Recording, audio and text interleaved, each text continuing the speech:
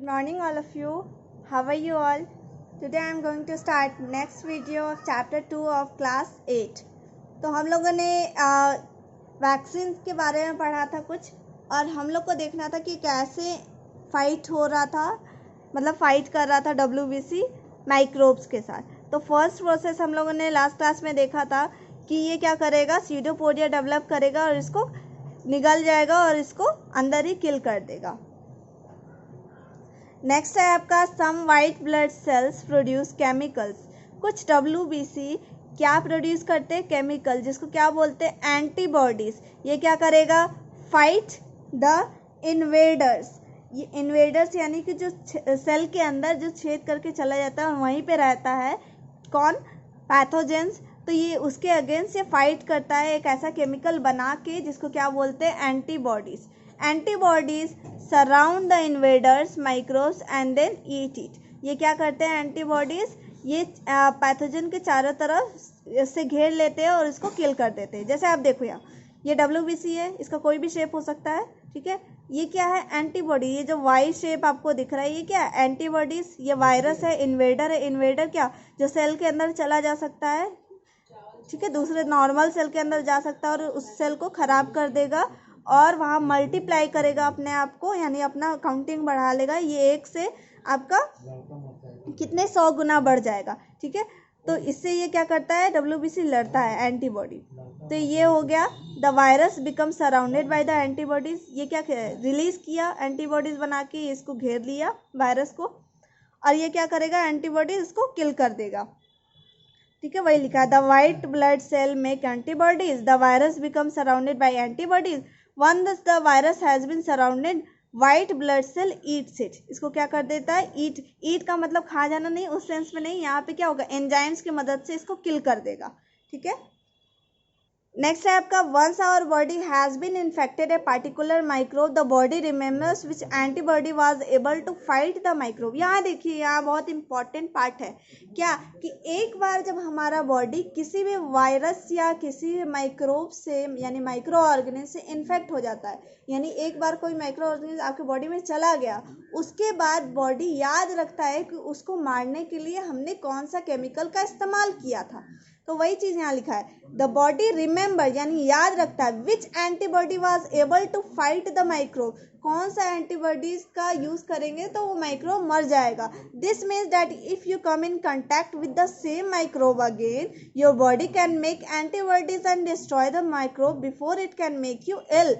ध्यान दीजिए यहाँ पे, इसका मतलब क्या हुआ कि अगर आपको दोबारा वही आप में कोई वायरस आया या कोई भी अदर माइक्रोब आया, तो जो आपका बॉडी आपको याद था कि आपने वो एंटीबॉडीज इस्तेमाल किया था, वो दोबारा वही एंटीबॉडीज बनाएगा, तुरंत जल्दी से बना लेगा, इससे पहले कि वो वायरस या वो माइक्रोब्स आपको नुकसान पहुंचाए, ठीक है।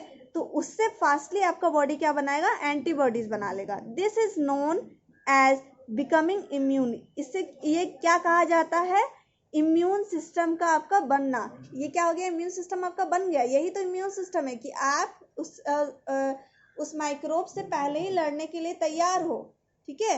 आपका एक और बात, आपका यही तो पर्पस है। आपको जो टीका दिया जा रहा है, वैक्सीन दिया जा रहा है, मैंने बोला था कि उसमें उसी का वायरस या उसी का बैक्टीरिया डाला जाता है जो वो कॉज करता है बीमारी। जैसे अगर पोलियो है तो उसमें पोलियो का वायरस ही डाला जाता है आपके बॉडी में जानबूझकर, लेकिन कैसे डाला जाएगा, किल्ड फॉर्म में, मरा हुआ या फिर वीक किया हुआ, ताकि आपको कोई नुकसान नहीं पहुंचे। आपका बॉडी में जाएगा वो, आपका बॉडी का WBC उसको देखेगा, उसके खिलाफ एंटीबॉडीज बनाएगा और उसको आसानी से मार देगा। क्यों मार देगा, क्योंकि वो तो पहले ही से मरा हुआ होगा या फिर वो वीकेंड होगा, कमज़ोर होगा, क्योंकि वो कुछ नहीं कर पाएगा। दूसरी बार जब वो आपके बॉडी में जाएगा तो आपके बॉडी के अंदर पहले से ही एंटीबॉडीज बना हुआ होगा, तो आपको बहुत आसानी होगा। जैसे आप देख सकते हो, कॉमन कोल्ड जो सर्दी खांसी होता है, वो क्या है, आप कुछ ही दिन में ठीक हो जाते हो। अगर दवा नहीं भी लेते हो तो अपने आप ठीक हो जाते हैं। क्यों, ये इसलिए होता है क्योंकि आपके बॉडी को पहले से पता है, आपको कितनी बार हो चुका है ऑलरेडी वो, तो एंटीबॉडीज आपके बॉडी के अंदर है, जल्दी ठीक कर देता है, ठीक है। तो यह क्या है, this is how immunity is provided to the body against diseases in natural way. यानी कि क्या है, प्राकृतिक तरीका है, इससे आपका बॉडी अपने आप इम्यूनिटी यानी रोगों से लड़ने की क्षमता डेवलप कर लेता है। Immunity can be include artificially by introducing dead or weakened microbes in a healthy body. यानी इम्यूनिटी आपको आर्टिफिशियली भी दिया जाता है, ये मैंने लास्ट क्लास में बताया था, बाय इंजेक्शन। इंट्रोड्यूसिंग यानी इंट्रोड्यूस बॉडी के अंदर डालना, क्या डेड और वीकेंड यानी मरा हुआ या कमज़ोर किया हुआ माइक्रोब्स को हेल्दी बॉडी के अंदर, जो छोटे बच्चों में डाला जाता है। ठीक है, देखते हो इंजेक्शन लगता है, उनको बार बार वैक्सीन लगता है ताकि वो अपने आप डेवलप हो जाए, उसको बाद में दवा की ज़रूरत नहीं पड़े। The body fights and kill this microbes. Body क्या करेगा, उससे लड़ेगा और उस माइक्रोब को मार देगा by producing suitable antibodies. Antibodies बनाएगा और ये बहुत आसानी से मर जाएगा क्योंकि वो तो पहले ही से या तो मरा हुआ है या फिर वीकेंड है। This antibodies remain in the body, और ये एंटीबॉडीज क्या होगा, आपके बॉडी के अंदर ही रहेगा। And protected from further diseases, यानी कि आगे वाला आने डिजीज से बचाएगा। ठीक है, this is the basis of vaccination, ये आधार है वैक्सीनेशन का। सेवरल डिजीज, स्मॉल पॉक्स, ठीक है, चिकन पॉक्स, कॉलेरा, ट्यूबरकुलोसिस या टीबी जो आप बोलते हो, एंड हेपेटाइटिस बी, ठीक है, can be prevent by this method. ये सब बीमारी का नाम है, इससे क्या होता है, इस मेथड से आप बच सकते हो। क्या, वैक्सीनेशन से। दैट इज वाई, इसलिए in your childhood you were given injection, इसीलिए आपको इंजेक्शन दिया गया था बचपन में। और ओरल वैक्सीन, ओरल यानी माउथ से ड्रॉप जो डाला जाता, पोलियो के लिए आपको याद होगा डाला जाता था।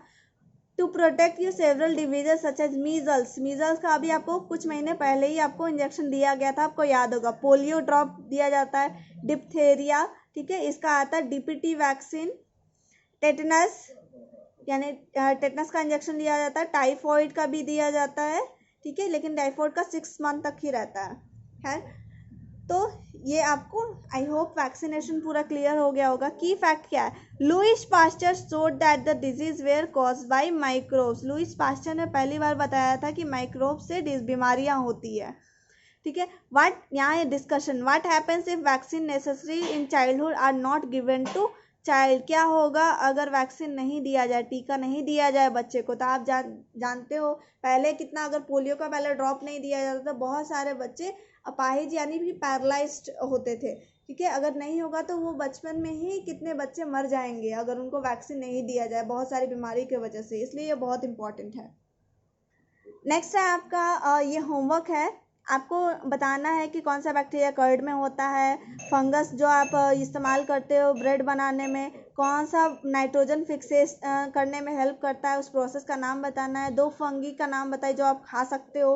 अलेक्जेंडर फ्लेमिंग ने क्या डिस्कवर किया था, और ये ब्रेड जो बना रहे हो उसमें कौन सा गैस बन रहा है। The organism which fix atmospheric nitrogen in the soil, वैसा वो जीव का नाम बताइए जो फिक्स करने का काम करता है। इस फर्मेंटेशन को डिफाइन कीजिए, एंटीबायोटिक को और वैक्सीन को। ये आपका होमवर्क है, ठीक है। अभी तक आपने पढ़ा था यूजफुल माइक्रो ऑर्गेनिज्म ब्रेड बनाने में, मेडिसिन बनाने में, और भी अदर बीवरेज अल्कोहल बनाने में इस्तेमाल हो रहा था। अब आपको हार्मफुल, जो आपको नुकसान पहुंचाते हैं। The most talk about micro organism are the harmful, और सबसे ज़्यादा जिसमें बात की जाती है माइक्रो ऑर्गेनिज्म के बारे में वो है बीमारी। ठीक है, these are the ones that get their names in newspaper, on TV and radios for the disease they cause. ये हमेशा न्यूज़पेपर में छपे होते हैं या टीवी पे। आजकल तो आप देख ही रहोगे कोरोना का, वो भी किसके वजह से हो रहा है, कोविड-19 वायरस उसका नाम है, तो उसकी वजह से हो रहा है। ठीक है, disease causing microbes are the pathogen, जो डिजीज करते हैं यानी बीमारियां का कारण होते हैं माइक्रोब्स, उसको क्या बोलेंगे, pathogens. They cause disease in human beings, ये क्या करते हैं, बीमारी करते हैं ह्यूमन बींग में, एनिमल में, प्लांट में भी करते हैं। They can kill living organism, और उसको मार भी सकते हैं, जैसे कि आप आजकल देख भी रहे होगे।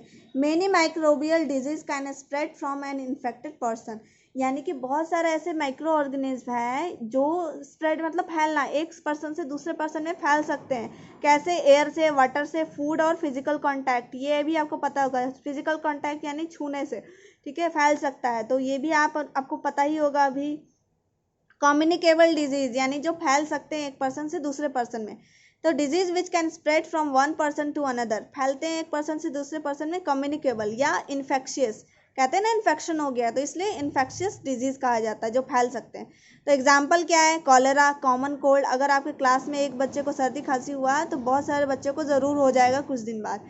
तो कॉलेरा हो गया, कॉमन कोल्ड हो गया, TB, tuberculosis, malaria, chicken pox, वो जो आप जो जनरली लैंग्वेज में बोलते हैं माता, वही है। एंथ्रैक्स, ये जनरली जानवरों में होता है, जिसको फुट एंड माउथ डिजीज़ बोला जाता है, ठीक है। तो ये जानवर में होता है लेकिन इंसानों में फैल सकता है जो उसको पालते हैं। मीजल्स, ये भी स्किन पे जो डॉट हो जाता है रेड रेड, उसे ये बोलते हैं मीजल्स। एंड इन्फ्लुएंजा, ये क्या है, रेस्पिरेटरी डिजीज, यानी सांस लेने से रिलेटेड बीमारी है इन्फ्लुएंजा, ये सब फैलने वाला है। तो फिलहाल के लिए इतना ही, और आपको अपना होमवर्क करके आना है नेक्स्ट वीडियो में, बाकी का नेक्स्ट क्लास में।